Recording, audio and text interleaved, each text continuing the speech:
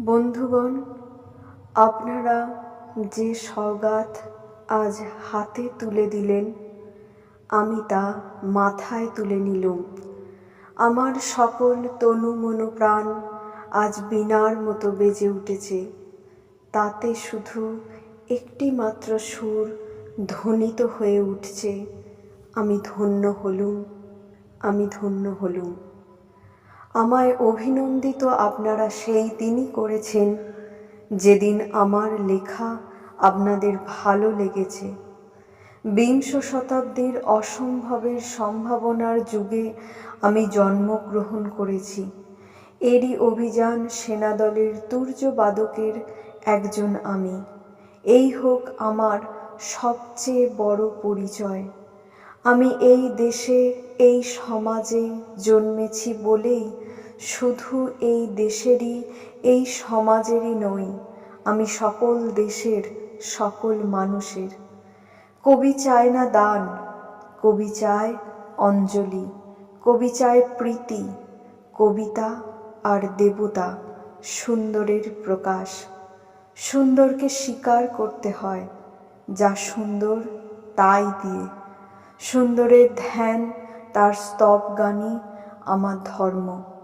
তবু বলছি, আমি শুধু সুন্দরের হাতে বীণা, পায়ে পদ্ম ফুলই দেখিনি, তাঁর চোখে চোখ ভরা জলও দেখেছি। শ্মশানের পথে, গোরস্থানের পথে তাঁকে ক্ষুধাদীর্ণ মূর্তিতে ব্যথিত পায়ে চলে যেতে দেখেছি। যুদ্ধভূমিতে তাঁকে দেখেছি, কারাগারে অন্ধকূপে তাঁকে দেখেছি, ফাঁসির মঞ্চে তাঁকে দেখেছি। আমাকে বিদ্রোহী বলে খামখা লোকের মনে ভয় ধরিয়ে দিয়েছেন কেউ কেউ। এই নিরীহ জাতটাকে আঁচড়ে কামড়ে তেড়ে নিয়ে বেড়াবার ইচ্ছা আমার কোনো দিনই নেই। আমি বিদ্রোহ করেছি, বিদ্রোহের গান গেয়েছি, অন্যায়ের বিরুদ্ধে, অত্যাচারের বিরুদ্ধে, যা মিথ্যা কলুষিত পুরাতন পচা সেই মিথ্যা সনাতনের বিরুদ্ধে, ধর্মের নামে ভণ্ডামি ও কুসংস্কারের বিরুদ্ধে।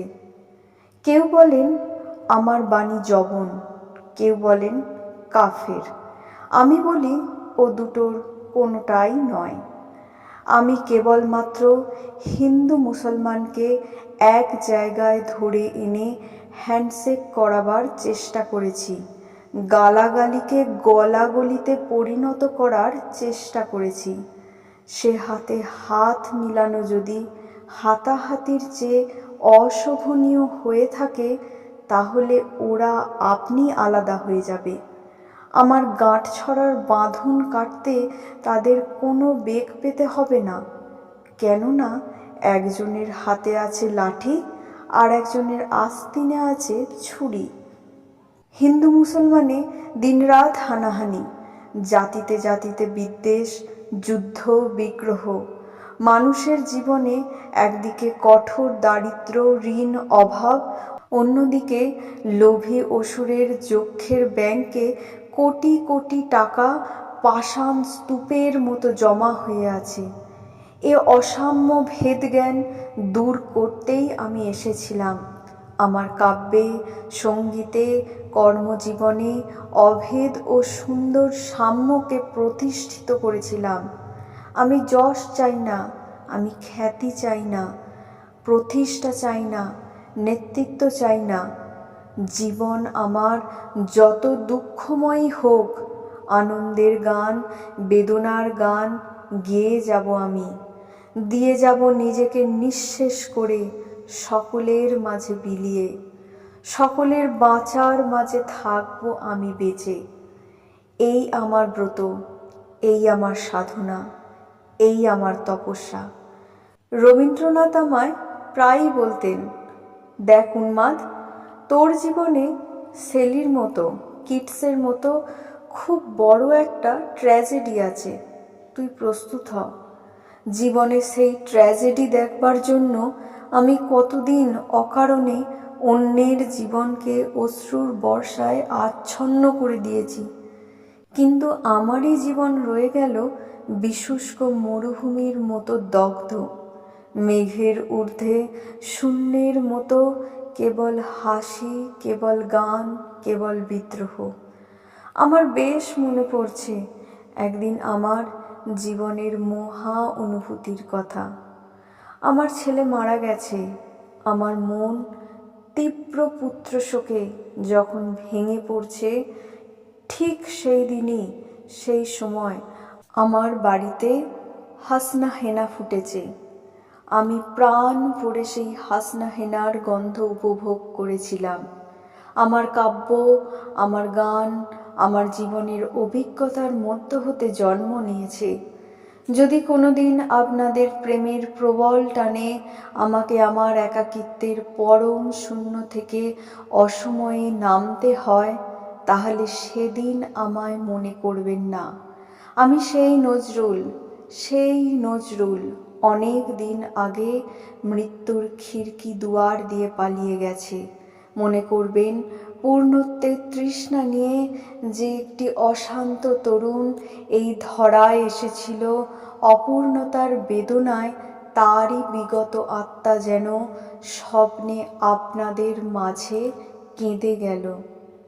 যদি আর বাঁশি না বাজে, আমি কবি বলে বলছি নে, আমি আপনাদের ভালোবাসা পেয়েছিলাম, সেই অধিকারে বলছি।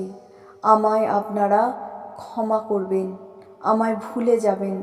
বিশ্বাস করুন, আমি কবি হতে আসিনি, আমি নেতা হতে আসিনি। আমি প্রেম দিতে এসেছিলাম, প্রেম পেতে এসেছিলাম।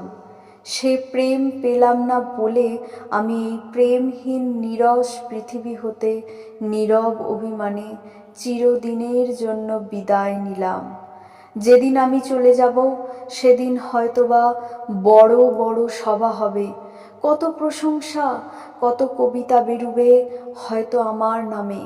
দেশপ্রেমী, ত্যাগী, বীর, বিদ্রোহী, বিশেষণের পর বিশেষণ, টেবিল ভেঙে ফেলবে থাপ্পড় মেরে বক্তার পর বক্তা। এই অসুন্দরের শ্রদ্ধা নিবেদনের পার্থ দিনে বন্ধু, তুমি যেন যেও না। যদি পারো চুপটি করে বসে আমার অলিখিত জীবনের কোনো একটি কথা স্মরণ করো। তোমার ঘরের আঙিনায় বা আশেপাশে যদি একটি ঝরা পায়ে পেশা ফুল পাও, সেইটিকে বুকে চেপে বলো, বন্ধু, আমি তোমায় পেয়েছি।